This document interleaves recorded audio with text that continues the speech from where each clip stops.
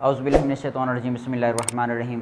जी आज हम class 9th के सब्जेक्ट फ़िज़िक्स और उसका जो चैप्टर नंबर 3 है, टॉपिक आज हम स्टार्ट कर रहे हैं न्यूटन्स थर्ड लॉ, न्यूटन के तीसरे कानून के बारे में। जो मोशन का कानून दिया, उसने 3 कानून दिए। पहला कानून हमने पढ़ा, उसके बाद दूसरा न्यूटन सेकंड लॉ। आज हम कौन सा कर रहे हैं? न्यूटन्स थर्ड लॉ, न्यूटन के मोशन का तीसरा कानून, उसके बारे में आज हम पढ़ेंगे। तो उसकी स्टेटमेंट क्या है, क्या बयान किया जाता है कि हर एक्शन का हमेशा एक रिएक्शन होता है। हर एक्शन का हमेशा एक रिएक्शन होता है। एक्शन की मिकदार और रिएक्शन की मिकदार दोनों मुखालिफ बराबर होती हैं, लेकिन उनकी सिमत क्या होती है? मुखालिफ होती है। ठीक है। मसलन हमारे पास 2 जिसाम है। जैसे एक सादे से एग्जांपल दूं कि अगर एक बच्चा दूसरे बच्चे को थप्पड़ लगाता है, वो जो बच्चा पहला दूसरे बच्चे पर थप्पड़ लगा रहा है वो एक्शन हुआ। जो दूसरा बच्चा पहले बच्चे पे क्या लगाता है, थप्पड़ लगाएगा, मुखालिफ, वो क्या होगा? रिएक्शन होगा। ठीक है। अब हमारे पास 2 जिसाम है, पहले आप उसको बयान कर लेते हैं। न्यूटन का मोशन का तीसरा कानून, हर एक्शन का क्या होता है कि हर एक्शन का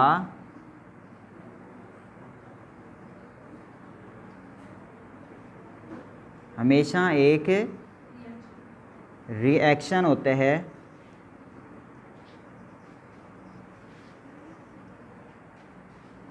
एक्शन और रिएक्शन मिकदार में बराबर,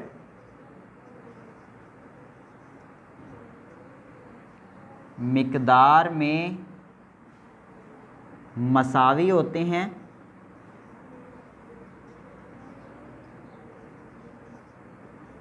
लेकिन सिमत में क्या होते हैं? मुखालिफ होते हैं। अच्छा, फ़र्ज़ कर लें कि जैसे हमारे पास कोई 2 जिसाम है, जिसम ए है, ये जिसम क्या है? बी है। अब ये जिसम ए इस जिसम पर क्या लगाएगा? फोर्स एफ़ लगाएगा। ठीक है, फोर्स एफ़ लगाएगा। जो जिसम ए एफ़ पर जिसम बी पर फोर्स लगा रहा है, वो उसका क्या हुआ? एक्शन। देखें, इसमें 2 टर्म इस्तेमाल हो रही हैं, एक्शन और रिएक्शन के बारे में। ठीक है ना, एक्शन और रिएक्शन, ये 2 टर्म है। एक्शन क्या है? जो जिसम ए जिसम बी पर फोर्स लगाता है वो क्या कहलाता है? एक्शन।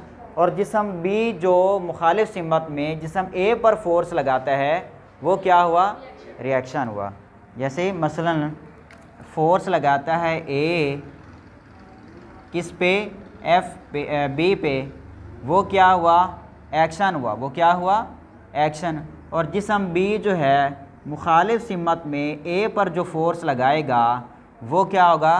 रिएक्शन होगा। और ये फोर्स और ये वाली फोर्स दोनों की जो सिमत है वो मुखालिफ होगी, वो एक दूसरे के क्या होंगे? अपोजिट होंगी। मतलब ये एफ़ पॉजिटिव है तो ये क्या है? एफ़ नेगेटिव है।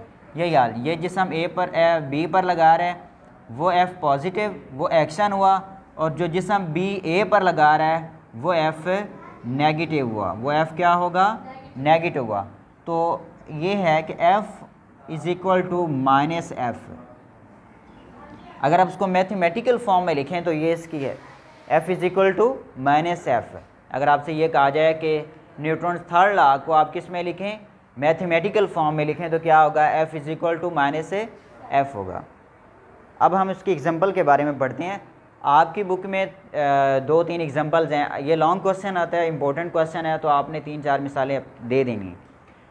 एक मिसाल तो आप ये देख सकते हैं कि आपके पास एक गेंद है, आप गेंद को दीवार में मारते हैं। आप जो दीवार पर फोर्स लगा रहे हैं, गेंद जा रही है उधर, वो क्या हुआ? एक्शन हुआ। और जो दीवार आपको गेंद वापस करेगी वो क्या हुआ? रिएक्शन हो गया। ठीक है।